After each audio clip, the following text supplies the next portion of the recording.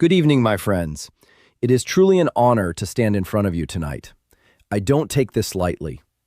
After more than 23 years in operating rooms, in cardiac intensive care units, in quiet consultation rooms where life changes in a single sentence, I can tell you something with absolute certainty.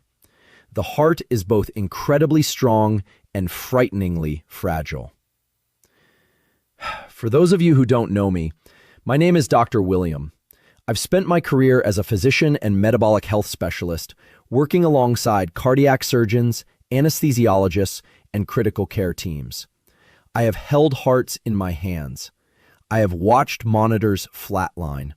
I have also watched hearts recover in ways that still humble me.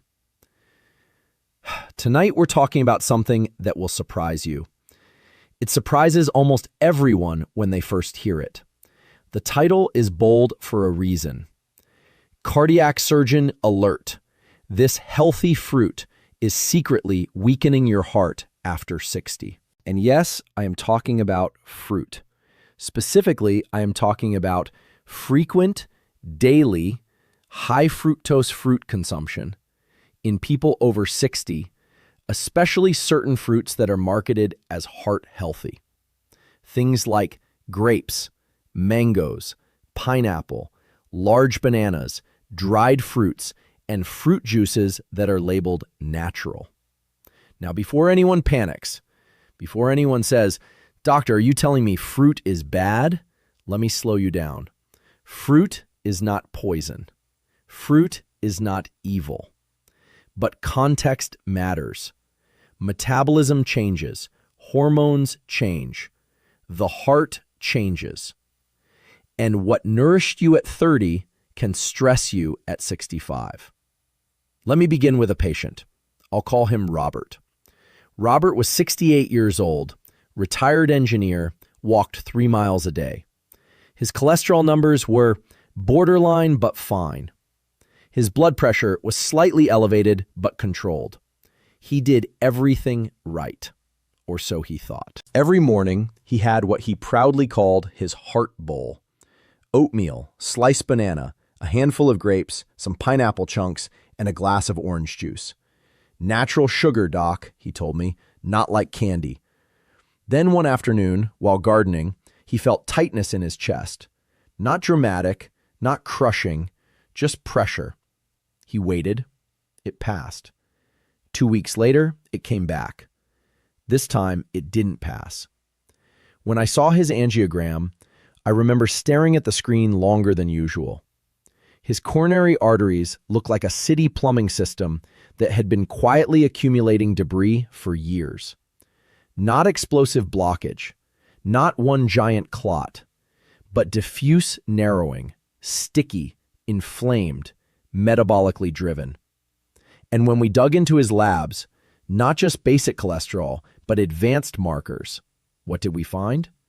Elevated triglycerides, elevated small dense LDL particles, elevated uric acid, signs of insulin resistance from fruit, from healthy sugar. That conversation changed his life, and it might change yours tonight.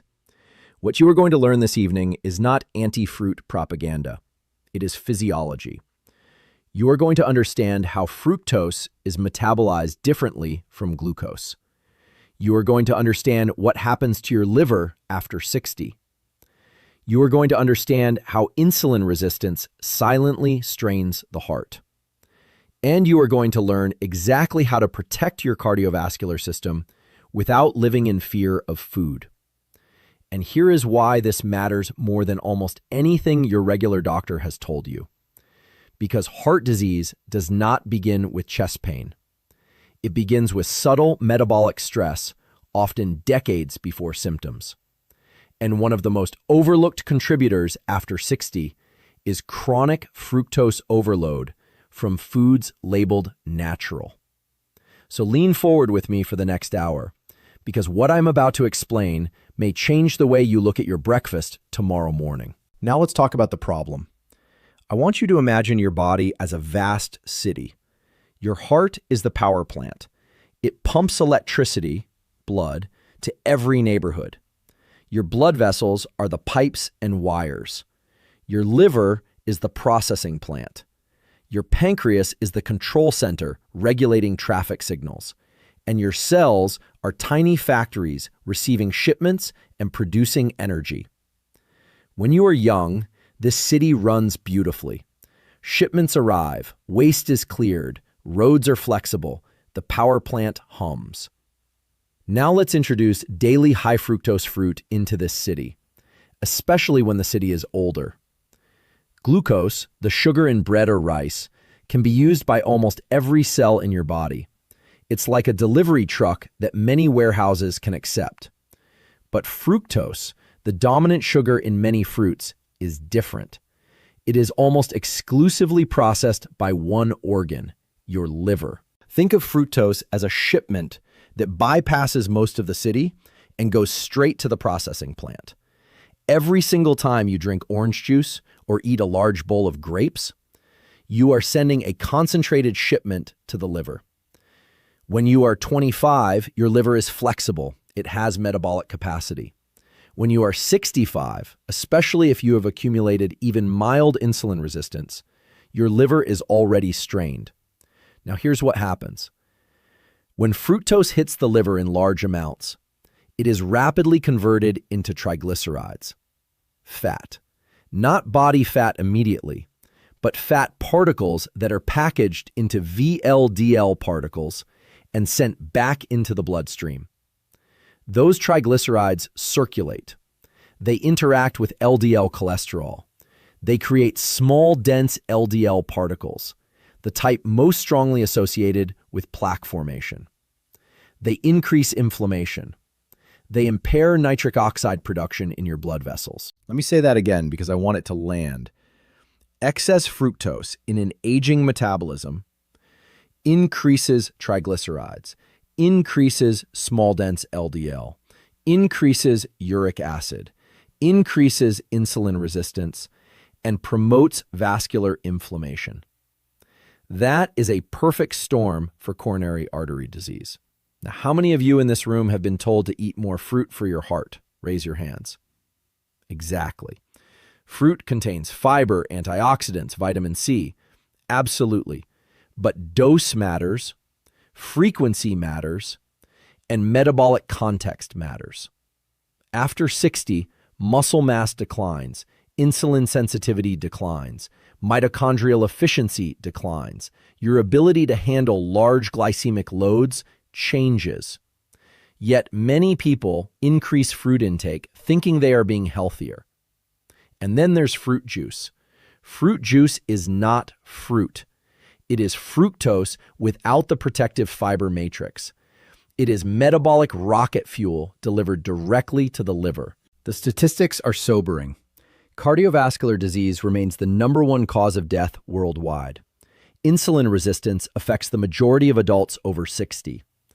Non-alcoholic fatty liver disease, now called metabolic-associated fatty liver disease, affects up to 40% of older adults. And fructose overconsumption is a key driver. But here's the tragedy. Most people are never told that their healthy morning smoothie could be contributing to fatty liver, elevated triglycerides, and endothelial dysfunction. This is not about blame. It is about awareness. Now let's move into the science. And I want you to stay with me here because this is where it gets fascinating. Picture your body after you eat a large banana and a glass of orange juice at 8 a.m. In the first 15 minutes, fructose is absorbed through your small intestine via transporters called GLUT5. It enters the portal circulation and travels directly to your liver. Now, in the first hour, inside your liver cells, your hepatocytes, fructose is phosphorylated by an enzyme called fructokinase. This step is important. Unlike glucose metabolism, fructose metabolism bypasses a key regulatory step controlled by insulin. It is unregulated. It floods the pathway. Imagine a factory conveyor belt that normally has a supervisor controlling how many boxes move through per minute. Fructose bypasses the supervisor. The boxes start flying down the belt. Within 2 hours, the liver begins converting excess fructose into glycerol and acetyl-CoA, the building blocks of triglycerides. This process is called de novo lipogenesis, new fat creation. Now here's where aging matters. In a younger person with high metabolic demand, some of this may be used for energy. In someone over 60, with lower muscle mass and lower energy expenditure, much of it is packaged into VLDL particles and sent into circulation. By the 3rd to 4th hour, triglyceride levels in the blood rise. Insulin levels rise in response to accompanying glucose. The combination of high insulin and high triglycerides promotes endothelial dysfunction. Your endothelium, the delicate inner lining of your arteries, is like Teflon when healthy. Blood flows smoothly, nitric oxide is produced, vessels relax. But high triglycerides and high insulin reduce nitric oxide. They increase oxidative stress. The Teflon becomes Velcro. LDL particles stick more easily. Over days, repeated exposure leads to small, dense LDL formation. These particles are more likely to penetrate the arterial wall. Now let's go even deeper. Fructose metabolism also increases uric acid production. As ATP is rapidly consumed during fructose phosphorylation, AMP is degraded into uric acid. Elevated uric acid impairs nitric oxide further. It promotes inflammation. It raises blood pressure. So now imagine this timeline repeating every day, day after day, month after month. Aging liver, rising triglycerides, slightly higher fasting insulin, slightly higher blood pressure, slightly more vascular stiffness. You don't feel it. There is no alarm bell. But inside, the plumbing of your heart's arteries is slowly narrowing. This is why someone like Robert can walk 3 miles a day and still develop diffuse coronary disease, because exercise cannot fully compensate for daily metabolic overload. Now I want to move into the turning point. This is the part that, when I first fully understood it, changed how I practice medicine. The dramatic event is not plaque formation itself. It is the moment insulin resistance becomes self-reinforcing. Picture our city again. The processing plant, the liver, is overwhelmed. Fat accumulates inside it. This is fatty liver. As fat accumulates, the liver becomes less responsive to insulin. When the liver becomes insulin resistant, it continues producing glucose even when you don't need it. So fasting blood sugar rises. The pancreas responds by producing more insulin. High insulin tells the kidneys to retain sodium. Blood pressure creeps up. High insulin tells fat cells to store more fat. High insulin reduces fat burning. Now here's the wow moment. Once hepatic insulin resistance sets in, even moderate amounts of fructose trigger disproportionately high triglyceride production. The system becomes hypersensitive. The factory, once overloaded, now malfunctions at lower inputs. That means the same bowl of fruit that was harmless at 40 becomes harmful at 70. And this shift can happen silently. But here's the beautiful part. The body can reverse this. The liver can unload fat. Insulin sensitivity can improve. Endothelial function can recover. Plaques can stabilize. I have seen triglycerides drop from 250 to 90 in 3 months by adjusting fructose intake alone. I have seen blood pressure normalize when uric acid falls. This is not about fear. It is about leverage. Now let's bust some myths. Myth number 1, fruit sugar is natural, so it cannot harm you. This is not only wrong, it is physiologically backwards. Hemlock is natural. So is arsenic. Natural does not equal metabolically neutral. Myth number 2, if I don't have diabetes, sugar isn't a problem.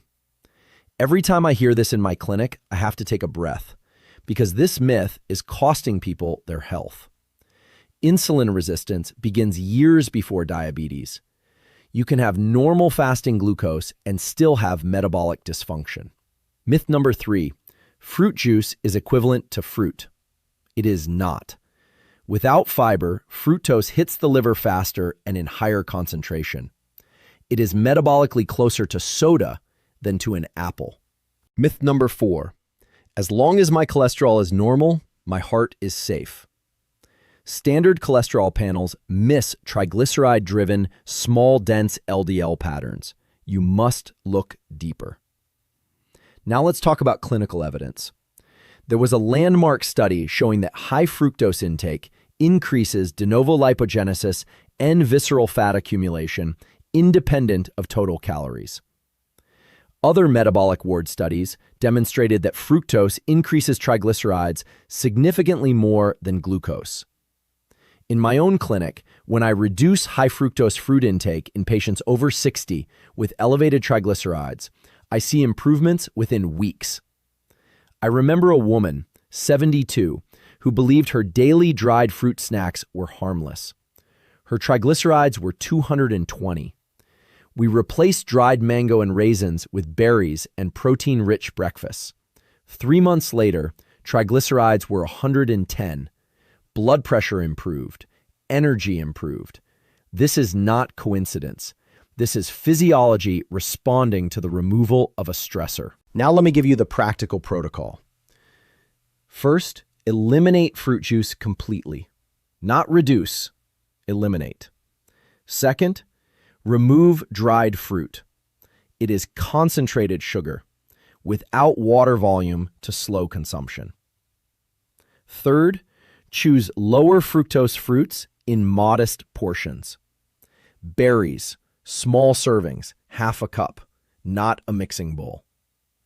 Fourth, never eat fruit alone. Pair it with protein or healthy fat to blunt glucose and insulin spikes. Fifth, focus on rebuilding insulin sensitivity. Strength training at least 3 times per week. Muscle is a glucose sink.